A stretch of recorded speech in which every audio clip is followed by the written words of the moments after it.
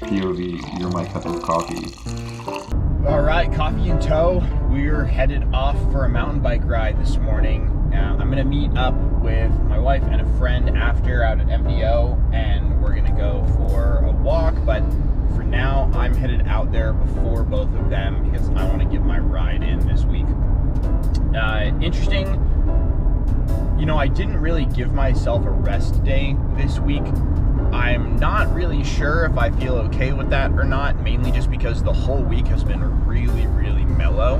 But it is what it is. I want to go have some fun. I want to get out on the mountain bike, so I'm gonna go ride, and then tomorrow we start our 5th week of the training program, getting right back in, getting into real weekly mileage again, and starting off on another cycle of 531ing. So driving out to MDO right now. I'm gonna go ride Hazards Peak. The weather's looking really good. I think it's gonna be foggier in the park, but usually once you get to the top of Hazards Peak, you sort of peek through the clouds and get some sunshine. So looking forward to getting out, having some fun. We'll get some footage on the bike, but we'll get after it.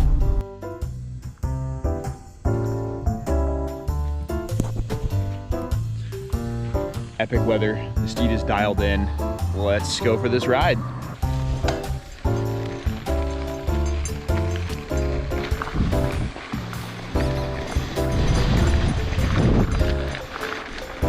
Something that's really interesting about this area is the majority of people I see out here are on e-bikes. And like, I totally get the appeal for opening up access, but man, there's like, I don't know, the kid couldn't have been older than 7 or 8, and he was on an e-bike. That's crazy to me, you know. And the 2 guys that were with him, older guys, both on e-bikes as well. And so I get, you know, wanting to take your kid out and have them keep up with you, but God, there's just a lot of money to spend on something that they are gonna grow out of. And I don't know, maybe this is just me being an elitist, but I'm not really into the whole e-bike thing. It feels like you're not necessarily earning it in the way that I would want to, but to each their own. It's kind of like the guys who go backcountry skiing on sleds, right? Like, they want to do the same thing, like they want to go downhill, but they don't want to put in the effort.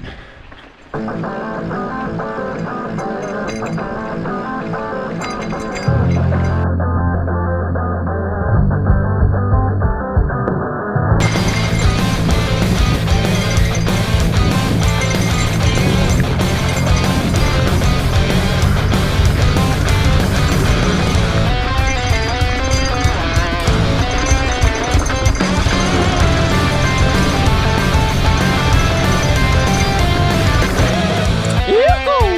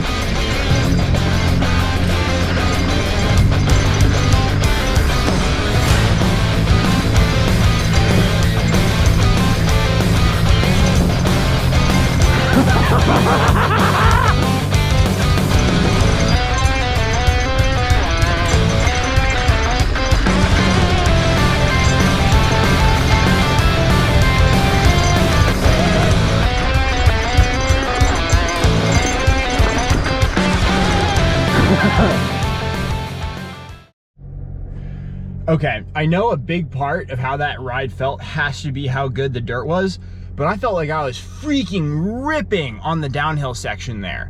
Like, the best I've ever felt on the bike, linking tight corners, like actually leaning the bike.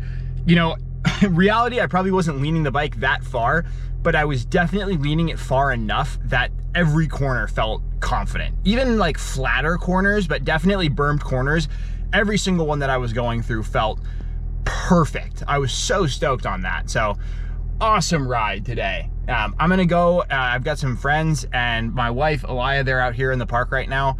I'm gonna go meet up with them and we're gonna go for a walk on the Bluff Trail, but I'm fired up.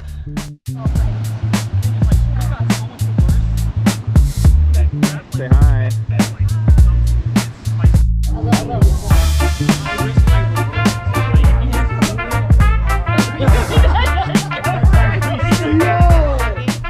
Just wrapping up lunch with some friends.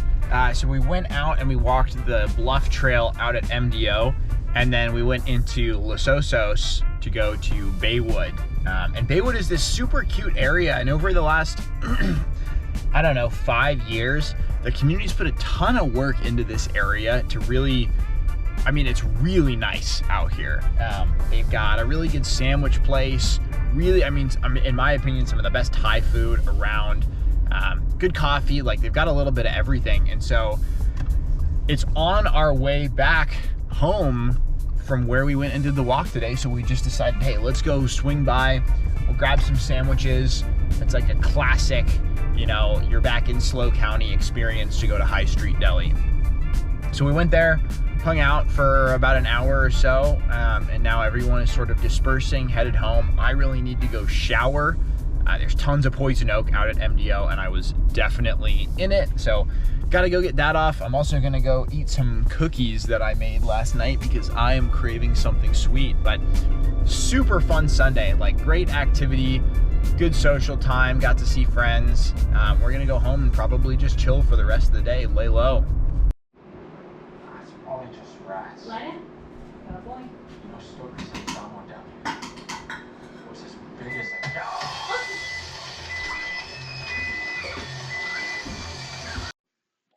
Okay, another week of training done. So another weekly check-in. Taking a look at the training program here. Obviously, we moved a bunch of stuff around. Chances are looking into the next week, we'll do the same. But, you know, we did end up hitting all of our workouts despite the fact that things got a little bit jumbled.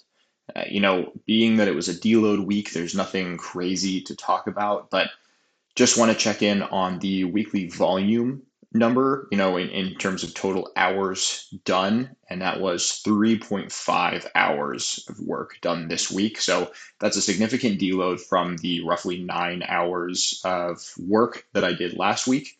And I think that my body is prepped and ready going into this next week of training. So ready to get after it. You know, I'll have a 13.5 mile week that'll include 2 longer 5 mile runs and about a 5K, and I'll get back into lifting some heavy weight as well. So looking forward to it. We'll keep at it, hoping for a good next week.